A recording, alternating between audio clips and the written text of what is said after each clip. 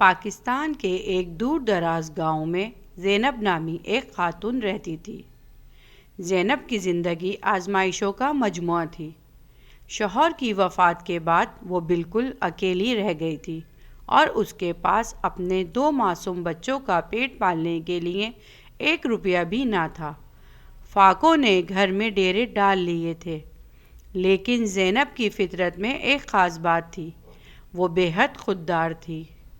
گاؤں کی دوسری عورتوں نے اسے مشورہ دیا کہ وہ مزاروں پر بیٹھ جائے یا لوگوں کے سامنے ہاتھ پھیلائے، لیکن زینب نے صاف انکار کر دیا۔ اس کا ماننا تھا کہ ہاتھ پھیلانے سے غیرت مر جاتی ہے اور محنت کرنے سے رزق میں برکت آتی ہے۔ زینب نے شہر کے امیر گھروں میں ملازمہ کے طور پر کام کرنا شروع کر دیا۔ وہ صبح سویرے گھر سے نکلتی اور سارا دن دوسروں کے گھروں میں جھاڑو پوچھا، برتن دھونا، کپڑے دھونا اور اس کا روز کا یہ معمول بن گیا تھا۔ اس کے ہاتھ صابن اور سخت کام کرنے کی وجہ سے کھردرے ہو گئے تھے اور پاؤں میں ورم آ جاتا تھا، لیکن اس کے چہرے پر کوئی شکایت نہ ہوتی تھی۔ جب اسے پہلی تنخواہ ملی تو اس نے سب سے پہلے اپنے بچوں کے لیے اسکول کے بستے اور کتابیں خریدی۔ گاؤں والے حیران تھے کہ ایک ملازمہ اپنے بچوں کو اتنے بڑے خواب کیوں دکھا رہی ہے، مگر زینب کا عزم چٹان کی طرح مضبوط تھا۔ وہ دن بھر مشقت کرتی اور رات کو تھکی ہاری گھر آ کر بچوں کو خود پڑھاتی۔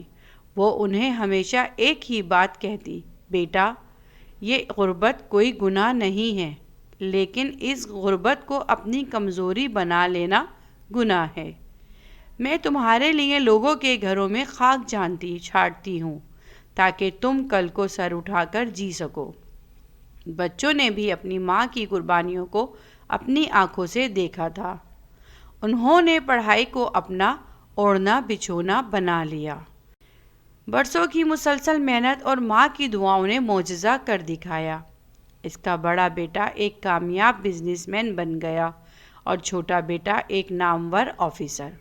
وہ دونوں نہ صرف کروڑ پتی بن گئے بلکہ معاشرے میں ایک معزز اور مہذب جنٹل مین کے طور پر ابھرے۔ آج زینب کے پاس ہر آسائش ہے جس کا اس نے خواب دیکھا تھا، لیکن اس کی سب سے بڑی دولت اس کے بچوں کی تربیت ہے۔ زینب کے بیٹوں نے اپنی ماں کی جدوجہد کو کبھی فراموش نہیں کیا۔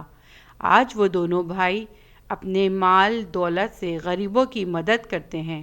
انہوں نے اپنے گاؤں میں ایک مفت ہاسپٹل قائم کیا جہاں غریبوں کا علاج مفت کیا جاتا ہے۔